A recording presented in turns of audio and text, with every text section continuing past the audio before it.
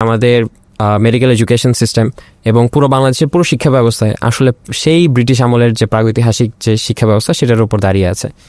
Medical এডুকেশনের ক্ষেত্রে হচ্ছে ফ্লেক্সিনেটের মডেলটার উপরে আমরা এখনও ডিপেন্ডেন্ট হয়ে আছি, খুবই বিক্ষিপ্ত। আমাদের 20-30 বছর আগে যে মেডিকেল এডুকেশন সিস্টেমটা ছিল সেটাই এখনও আছে, সেটাই এখনও বহাল।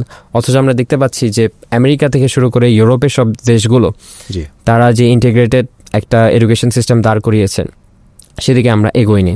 এর পাশাপাশি একাডেমিক প্রেশারও থাকছে শিক্ষার্থীদের উপর অনেক বেশি, যেখানে অন্য শিক্ষার্থীরা সপ্তাহে 2 দিন ছুটি পাচ্ছে 5 দিন ক্লাস করার পর, সেখানে মেডিকেল শিক্ষার্থীরা পাচ্ছে মাত্র 1 দিন। এরপর আমরা শিক্ষা ব্যবস্থার কথা যদি চিন্তা করি অ্যাজ আ হোল, সেটা কি প্র্যাকটিক্যাল ওরিয়েন্টেড বেশি হচ্ছে কিনা, দেখা যাচ্ছে যে উন্নত দেশগুলো যেভাবে এগিয়ে গেছে এক্ষেত্রে আমরা বাংলাদেশে সেটা সেভাবে করতে পারিনি, প্রায়োগিক শিক্ষা ব্যবস্থা যেটাকে বলে।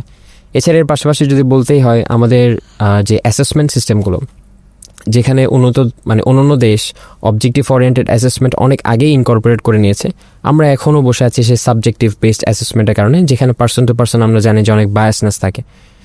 তো এরকম আরও অনেক ব্যাপারগুলো আমরা তুলে ধরেছি ড্রাফটগুলোতে, এবং এই গভর্নমেন্ট ইনশাল্লাহ 33টা প্রপোজাল নিয়ে কাজ করা শুরু করেছে।